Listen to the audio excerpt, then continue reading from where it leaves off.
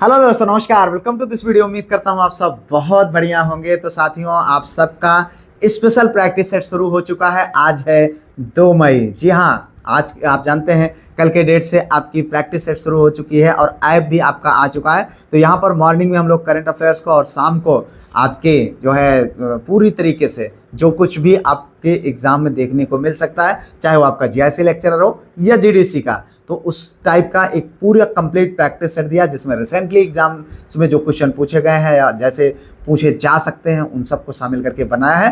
तो वीडियो आपको ऐप पर भी मिल रही है और उसके साथ साथ यूट्यूब पर भी शाम को 7 बजे मिलती है। ठीक है, और ये वीडियो मॉर्निंग में 7 बजे मिलती है। तो अगर आप चाहते हैं तो ऐप है आपके इसी चैनल के नाम से, यानी प्रमोद पाल जीआईसी टीचर के नाम से। आप ऐप को डाउनलोड करिए और इन सारी चीज़ों का पीडीएफ, टेस्ट क्विज़ सब कुछ प्राप्त करिए। इसके साथ साथ आप जानते हैं ये वहाँ पर आपको सब कुछ आपके एग्जाम ओरिएंटेड मटेरियल प्रोवाइड कराया जा रहा है। आइए भैया, वीडियो को शुरू करते हैं और लेते हैं पहला क्वेश्चन।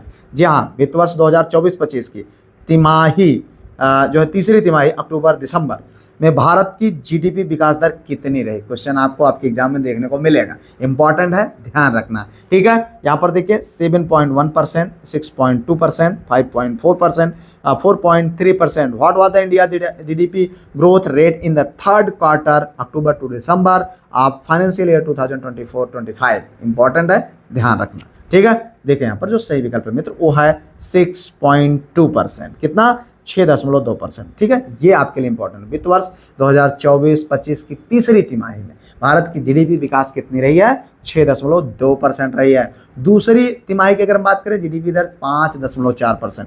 कितना भैया? 5.4%। ठीक है, अगर पहली तिमाही मई में जो है जीडीपी विकास दर 6.7% रही। ठीक है, तो इतना आपको जानना चाहिए। यह जो है एक वर्ष पहले समान तिमाही में जीडीपी विकास दर कितना रही? 8.4%, यानी ये 8.4% रही। जीडीपी के प्रोविजनल आंकड़े कौन जारी करता है? कल के डेट में भी हमने डिस्कस किया हुआ था।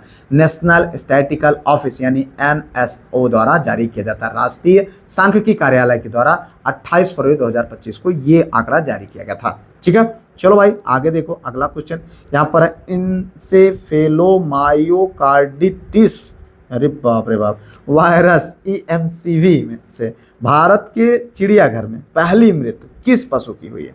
ये क्वेश्चन पूछा जा सकता है। ठीक है, देखिए यहाँ पर which animal recorded the first death in India Indian जू ड्यू टू जो है इंसेफेलोमायोकार्डिटिस वायरस। ठीक है, ये है अफ्रीकी चीता, अफ्रीकन पिग, अफ्रीकन एलिफेंट, अफ्रीकी गैंडा। ठीक है, आंसर करना भाई सही विकल्प। तो यहाँ पर आप सब जानते हैं और आपके सामने भी दिख रहा है, ये है आपका, देखिए तो ये कौन सा सही विकल्प है? अफ्रीकी हाथी। जी हाँ मेरे भाई, आप जानते हैं जिसका नाम क्या था? शंकर। क्या नाम था? शंकर। और उसकी उम्र कितनी थी? 29 ईयर, 29 साल की उम्र। भैया जवान हो गया था हाथी। ठीक है, बूढ़ा हो गया था भाई। देखिए कुल मिलाकर के अगर हम बात करें यहाँ पर, यह एक कृतक जनित वायरस है। कौन? ये नाम दोबारा ना ले रही हूँ। ठीक है, याद रखना मेरे भाई आप। हाथी का नाम शंकर था और उसकी मृत्यु 29 वर्ष की आयु में हुई। 17 सितंबर 2025 को दिल्ली के चिड़ियाघर में इसकी मृत्यु हो गई और नवंबर 2025 में इसकी आधिकारिक जानकारी सामने आई है। ठीक है, हाथी नवंबर जो है 1998 में कहाँ से आया था? जिम्बाब्वे से आया था। तो ध्यान रखना, कुछ भी क्वेश्चन आपको आपके एग्जाम में पूछा जा सकता है मेरे भाई, तो इसलिए इसके लिए तैयार रहे। भारत के पूर्व राष्ट्रपति शंकर दयाल शर्मा को दिया गया एक राजनयिक उपहार था। ठीक है, अब अगर हम बात करें यहाँ पर, तो ईएमसीवी वायरस पिंकोनर्विडे परिवार का आरएनए वायरस है। यह शुअरों में गंभीर रोग उत्पन्न करता है। ठीक है, चलो आपको मैं बार बार कहता हूँ मेरे भाई, जितने भी क्वेश्चन के आंसर पता हो कमेंट जरूर करिए। ठीक है, आंसर आप कमेंट बॉक्स में जरूर लिखिए। अगर ना पता हो मेरे बताने की बात करिए, लेकिन आंसर जरूर करिए। और video like, share, subscribe, hype करना बिल्कुल भी मत भूलिएगा। देखिए यहाँ पर भारत का पहला स्वदेशी एंटीबायोटिक कौन सा है जो प्रतिरोधी श्वसन संक्रमणों के खिलाफ प्रभावी है? Which is India's first indigenous antibiotic effective against drug resist जो है respiratory infections। तो यहाँ पर देखिए भैया 4 विकल्प है। पहला है पेनिसिलिन, ठीक है, एरिथ्रोमाइसिन, और है यहाँ पर देखिए नेफ्रिथ्रोमाइसिन, ठीक है, और पियोसाइनेज। ये है आपका इसमें से बताना है सही विकल्प। अगर हम सही विकल्प की बात करें तो यह भैया जो है नेफ्रिथ्रोमाइसिन, यहाँ पर 18 अक्टूबर 2025 को केंद्रीय मंत्री डॉक्टर जितेंद्र सिंह ने इसकी जानकारी दी है। ठीक है, यह दवा प्रतिरोधी श्वसन संक्रमणों के इलाज में प्रभावी है, विशेष रूप से कैंसर और अनियंत्रित मधुमेह रोगियों के लिए उपयोगी है। यह भारत में पूरी तरह विकसित, परीक्षण और निर्मित जो है पहला एंटीबायोटिक अणु है। इसे जैव प्रौद्योगिकी विभाग और फार्मा कंपनी वाक हार्ट के द्वारा बनाया गया है। ठीक है, कब? On 18 October 2025 union minister doctor Jitendra Singh inform about it. चलो भाई आगे देखो, अगला क्वेश्चन ये है HIV एड्स के बढ़ते मामलों के कारण किस राज्य ने शादी से पहले HIV टेस्ट अनिवार्य करने की प्रक्रिया शुरू की? बहुत बड़ा काम, अच्छा काम कर दिया भाई। ठीक है, which state started the process of making HIV test mandatory before marriage due to rising HIV AIDS cases? बताओ। उत्तर प्रदेश, झारखंड, मेघालय और बिहार। आपको बताना भैया सही विकल्प। तो यहाँ पर देखिए जो सही विकल्प है वो है मेघालय। ठीक है, मेघ का आलय। यहाँ पर अगर हम देखें 28 जुलाई 2025 को स्वास्थ्य मंत्री माजेल अम्पारेन लिंगदो ने इसकी घोषणा की कि भैया अगर ब्याह करे है तो का करे है। ठीक है, तुम्हें HIV एड्स का रिपोर्ट देख पड़ी। ठीक है, गोवा की तर्ज पर यह प्रस्ताव लाया गया और उप मुख्यमंत्री प्रेस्टोन तिनसांग की अध्यक्षता में नीति जो है बैठक हुई और स्वास्थ्य विभाग को कैबिनेट नोट तैयार करने का निर्देश दिया गया। ठीक है, इस तरह इतना आपको जानना चाहिए। चलो भाई आगे बढ़ो, अगला क्वेश्चन। भारतीय आयुर्विज्ञान अनुसंधान परिषद यानी ICMR द्वारा विकसित मलेरिया के पहले स्वदेशी टीके का नाम बताओ भाई। ठीक है, देखो इस टाइप का। What is the name of the first indigenous malaria vaccine developed by ICMR? लसिका और वैक्सिया और क्यूडेंगा और उसके बाद एडफाल्सी वैक्स।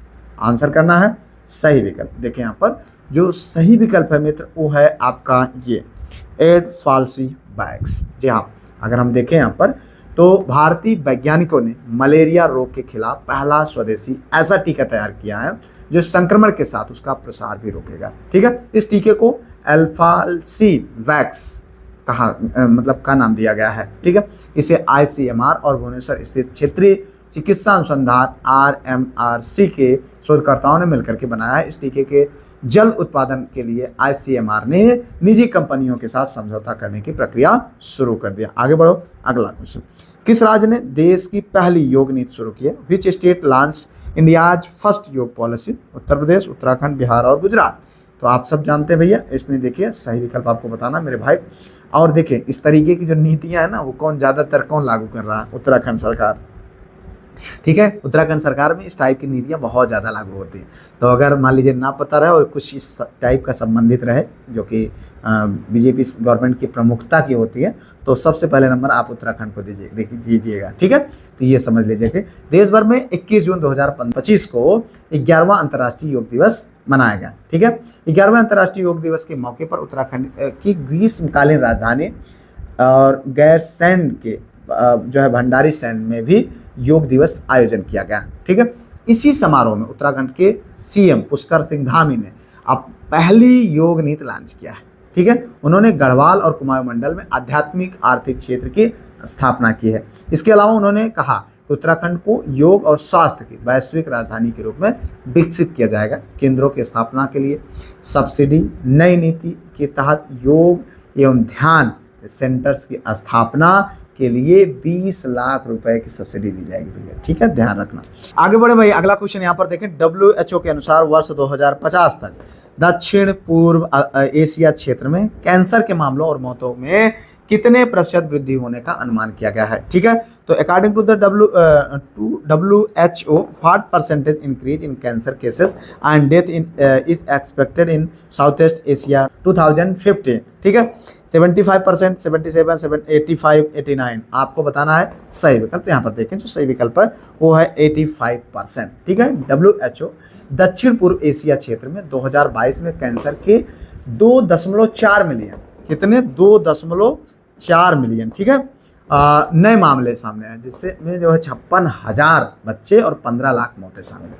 WHO के सभी क्षेत्रों में, ठीक है, हमारे क्षेत्र में होठ और मौखिक गुहा, गर्भाशय, ग्रीवा और बचपन के जो है कैंसर के सबसे अधिक मामले आए। ठीक है, WHO का अनुमान है कि 2050 तक नए मामलों और मौतों की संख्या में 85% तक वृद्धि हो जाएगी। आगे बढ़े भैया, अगला क्वेश्चन यहाँ पर देखिए, जम्मू कश्मीर गृह विभाग ने कश्मीर पर अरुंधति राय व नूरानी सहित कई लेखकों की लिखी किताबें पुस्तकों के प्रकाशन पर अगस्त 2025 में प्रतिबंध लगा दिया। ठीक है, देखिए यहाँ पर हाउ मेनी बुक्स, यानी कितनी किताबों पर प्रतिबंध लगाया है। तो written by author including Arundhati Roy and Noorani were banned in August 2025 by Jammu Kashmir home department 10, 20, 25 और 30। आंसर करना है सही विकल्प। तो सही विकल्प है मित्र, यह है 25। जी हाँ, जम्मू कश्मीर गृह विभाग ने कश्मीर पर 25 पुस्तकों के प्रकाशन पर प्रतिबंध लगाया है। यह क्वेश्चन आपको आपके एग्जाम में देखने को मिल सकता है।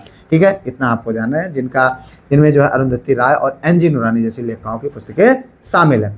उनका कहना है कि ये पुस्तकें अलगाववाद के प्रचार प्रसार करती हैं। ठीक है, किसका? सरकार का। ठीक है, चलो भाई आगे देखो आज के सेकंड क्वेश्चन, लास्ट क्वेश्चन की ओर।